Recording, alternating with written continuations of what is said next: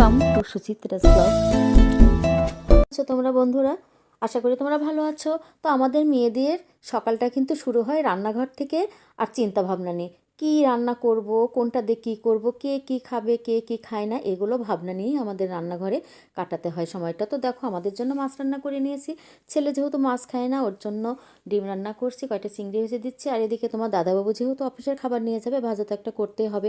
আর আজকে আকাশে দেখো অনেকটা মেঘ করেছে। আমি দুদিন আগে বড়ি দিয়েছি, বড়িগুলো অলরেডি শুকিয়ে গিয়েছে, তো তাড়াহুড়ো করে বড়িগুলো তুলে নিচ্ছি। আর সকালবেলা আমার ছোটো বাবা আজকে এসেছে, ও আমার সঙ্গে হেল্প করছে, বড়িগুলো তুলে দিচ্ছে। আর ও এসে দেখো আটুকুটু শুরু করে দিয়েছে। ও এভাবে ছটফট করে চলে, কিন্তু আবার কথাও শোনে। একটা কাজ করতে লাগলে ও কিন্তু অনেকটা হেল্প করে। আর দেখো যেহেতু বৃষ্টি হবে, গাছগাছালি আমার কাছে খুবই আপনজনের মতো। তো নিচে এসেছি, বাড়ির পাশে এই গাছটা হয়েছে, লাউ গাছটা। বেগুন খাও। আর এদিকে আমার বেগুন গাছ থেকে তাহলে এটা বাড়িতে নিয়ে যাবা? দাদাকে বেগুন তুলে হ্যাঁ, দিলাম একটা, চপ ভাজা নিয়ে করে এটা খাও। বাড়িতে হ্যাঁ, নিয়ে তো যাবে। বাসায় নিয়ে যাও, মাকে বলো চপ ভেজে দিবে। আর দেখো বৃষ্টি অলরেডি হয়ে গেছে, আর কি থমথমে একটা পরিবেশ হয়ে গেছে।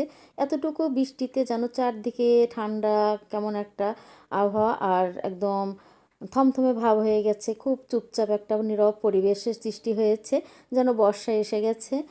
আর এদিকে বিকেলে একটু রেডি হয়ে গেলাম, আমাদের একটা অনুষ্ঠান আছে, ধর্মীয় একটা অনুষ্ঠান, তো মন্দিরে চলে এসেছি। তো বন্ধুরা, তোমরা আমার ভিডিওটা যদি দেখে থাকো ইউটিউব চ্যানেল থেকে, তো আমার চ্যানেলের পাশে থেকো।